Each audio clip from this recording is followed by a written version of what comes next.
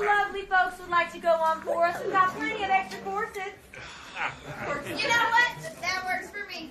We'll take these two lovely folks over you two any day of the week. Oh, did you hear that, Lena? They're trying to replace us. We're going to perform with you whether you like it or not. Right. Reverse psychology. It's a wonderful thing. I don't even know what that is. I'm not surprised. Anyways, here in camp, we have had the honor of upholding our proud musical tradition here for, well, what feels like the past 128 years. Oh, which I can in fact count up to. Thank you, thank you. That's a lot. Next in line to be the Pope.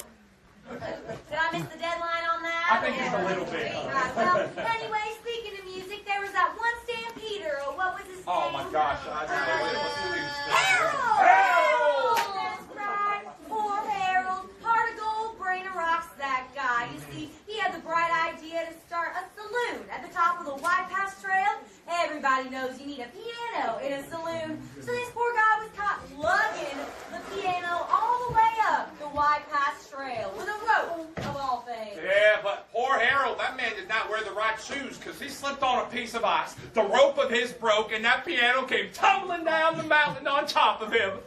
And all that was left of poor old Harold was a flat minor. You don't have to laugh at that, folks. That was a horrible joke my friend just told. But you did laugh at it, so I'm glad because the jokes are not getting any better. I'd be willing to bet they even get worse. They will. You see, the Klondike Gold Rush was the biggest news story of its day, and it inspired an abundance of catchy tunes, some of which are even catchier than whatever's itching us out here.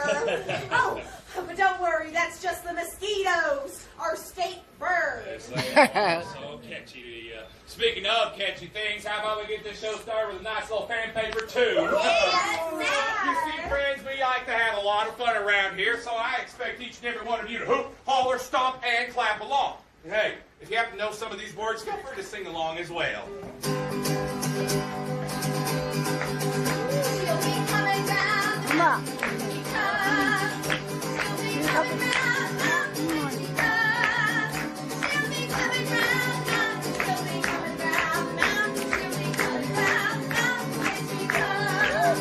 She'll be riding 6x horses when she comes. She'll be riding 6x horses when she comes. She'll be riding 6x horses. She'll be riding 6x horses when she comes. And we'll all go out and greet her when she comes. We'll all go out and greet her when she comes. We'll all go out and greet her. We'll all go out and greet her. Yes, we'll all go out and greet her when she comes. Hey, dance, friends!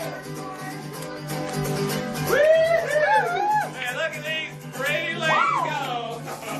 Aren't they such a sight? I got the best seat in the house.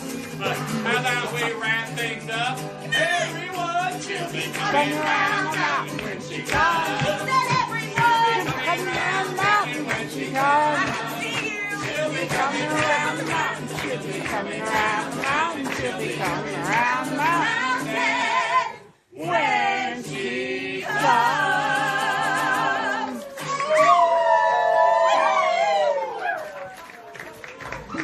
Man, some of y'all were singing that with your mouths closed. You got to teach me how to do that sometime.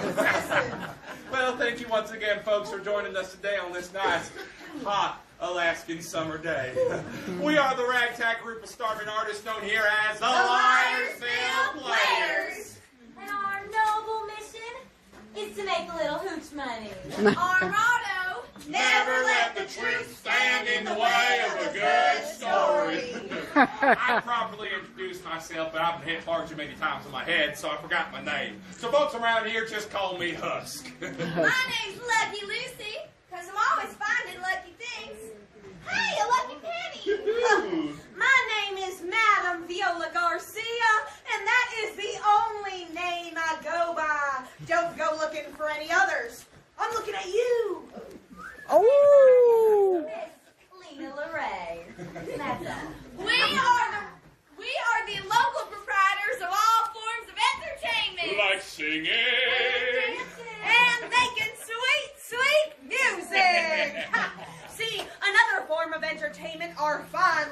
landscape inspired was poetry. You see, it was real easy to pick it up with you, carry it in your noggin, and bring it wherever your journey may take you. Now, the most famous poet of our day was a man by the name of Robert Service. Any of y'all heard of him? Really? No. Wow. Crowd this big? Well, looks like we don't have ourselves a service crowd. Didn't warn you about the jokes. There was a poem by Robert Service that we hold very near and dear to our hearts here in Liarsville. So we're going to tell you a story about a frozen and frigid corpse. I took a contract to bury the body of the blasphemous Bill Mackay, wherever, whenever, and whatsoever manner of death he died, by battle, murder, or sudden by pestilence, who sure led. I swore on the book I would follow and look till I found my tombless stead. For Bill was a dainty kind of cuss, and his mind was mighty sought on a dinky patch with flowers and grass in a civilized boneyard lot.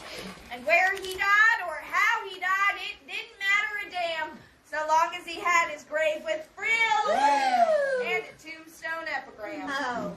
So I promised him, and he paid the price in good Chicago coin, which the very same I blew that night right down at the tenderloin.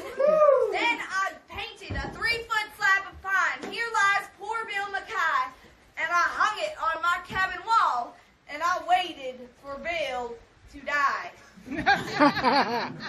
Years passed away, and at last one day came this lass with a story strange of a long, deserted line of traps way back in the Bighorn Range.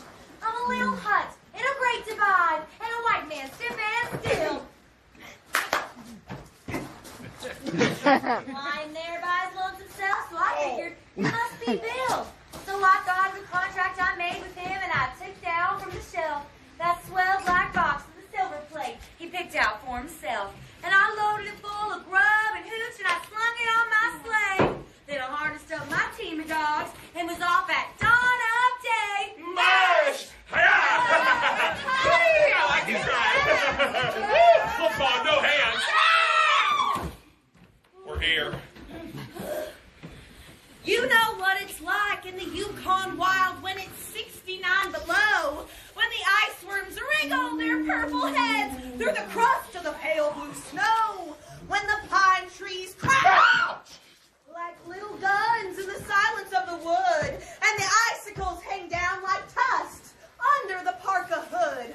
Oh, it was north, north, and through a land accursed, shunned by the scouring brutes. And all I heard was my own harsh word, and the whine of the Malamute.